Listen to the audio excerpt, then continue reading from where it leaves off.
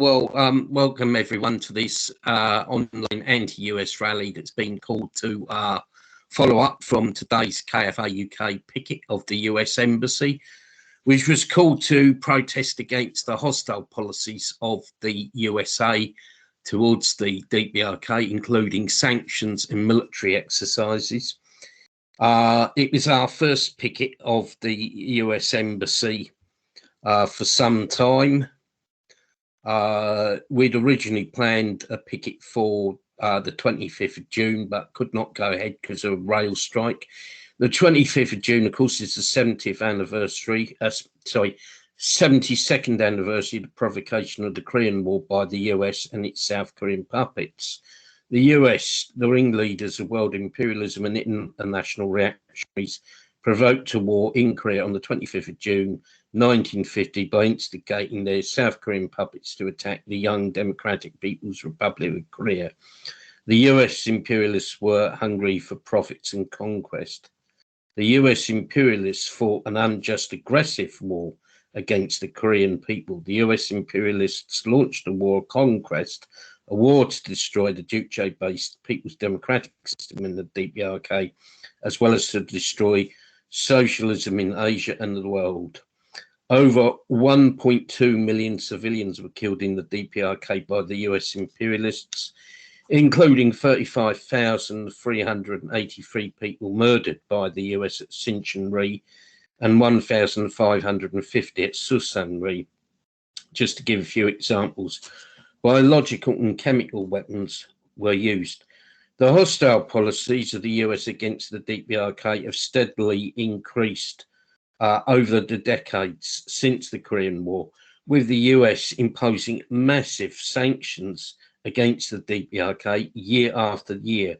The hostile policy towards the DPRK is continued by Sleepy Joe Biden.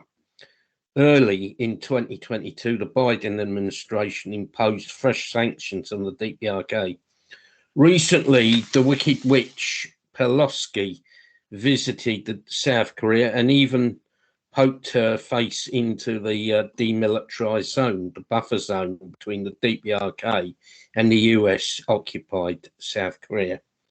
Not content with stirring things up with China, she went to South Korea and committed a severe provocation against the DPRK and called for the overthrow of the DPRK socialist system through so-called denuclearization. The US, along with its puppet South Korea and the Japanese imperialists, as well as US lackeys Australia and Canada, is holding the Pacific Dragon war exercise aimed at the DPRK, which started on Monday, 1st of August and finishes on the 14th of August. This involves 8 warships and 2 aircraft. Recently, the US concluded the multinational war exercise RIMPAC, which involved a total of 26 countries and a total of 38 ships, 4 submarines, 170 aircraft, as well as 9 national land forces. RIMPAC was and is an aggressive exercise which targets the DPRK and is aimed at bullying and intimidating People's Korea into submission. A film by the independent journalist Abby Martin showed very clearly that RIMPAC was in fact aimed at the DPRK. The RIMPAC military exercises were in pursuance to the US imperialist aggression policy to attain its scenario of stifling the DPRK by blockading it from the sea.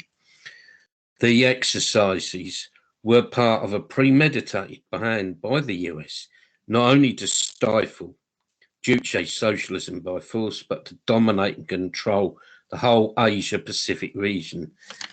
This is not all. On the 22nd of August, the UG Freedom Shield exercises of the US and South Korea will begin and will last until the 1st of September. This is, of course, a new rebranding of the notorious UG Freedom Guardian exercises, which many times nearly brought the Korean Peninsula to the brink of war. UG Freedom Shield will be greatly expanded in scale. UG Freedom Shield is basically a dry run for seizing the DPRK by force and effecting regime change to destroy by force the people-centered socialist system of People's Korea.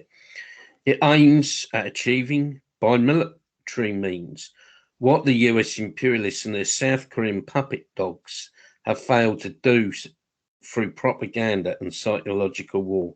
UG Freedom Shield has nothing to do with freedom, but everything to do with regime change and extending the corrupt fascist rule of the South Korean puppets to the northern half of Korea, with establishing US imperialist colonial rule over the whole of the Korean Peninsula and achieving the US domination of Asia and the Pacific. We demand the cancellation of UG Freedom Shield and Pacific Dragon exercises which target People's Korea. We demand an end to the occupation of South Korea by the US and an end to the US hostile policy towards the DPRK, including sanctions. US out of Korea, defend People's Korea. And this is also a short speech I wrote about why you should defend the DPRK. We're here defending the right of the DPRK to exist, to defend its independence. It is really time to take a real stand and defend People's Korea from the threat of US aggression. The US imperialists are trying to crush the DPRK and end its existence through sanctions and by threatening military exercises. Why should you defend the DPRK? Because it is the most independent nation on earth that does not have foreign troops stationed on its soil and also does not send its troops to fight in other countries. The DPRK is not a member of the World Bank, IMF, or World Trade Organization. There are no foreign banks in Pyongyang nor McDonald's. The DPRK is a country that can say and do what it likes without looking over its shoulder at others. It is a society free from conflict and division, free from crime and terrorism. The DPRK is a genuine socialist country, despite the onslaught of revisionism and anti-socialism. The DPRK is maintaining socialist principles. Moreover, despite 70 years of sanctions and blockade plus natural disasters, the DPRK is implementing popular welfare policies such as free education, free housing, free medical care, without taking even a penny from its citizens in taxation. The DPRK has virtually eliminated COVID-19 in just under 3 months without outside help, when other countries can see no end in sight to the COVID-19 crisis. It is the US that created the nuclear issue on the Korean Peninsula by introducing nuclear weapons into South Korea in 1957 in violation of the Korean Armistice Agreement of 1953 and kept nuclear weapons in South Korea. It should be remembered that the US used nuclear weapons twice and is the biggest possessor of nuclear weapons in the world. The DPRK has the right to defend itself by having nuclear weapons and by testing them. Defend People's Korea. And lastly, I made a few remarks about the so-called case against Alejandro Caldebenos, KFA president. And, you know, I did so because I think that is another example of US bullying and diktat, and you know, it's an effort to silence KFA.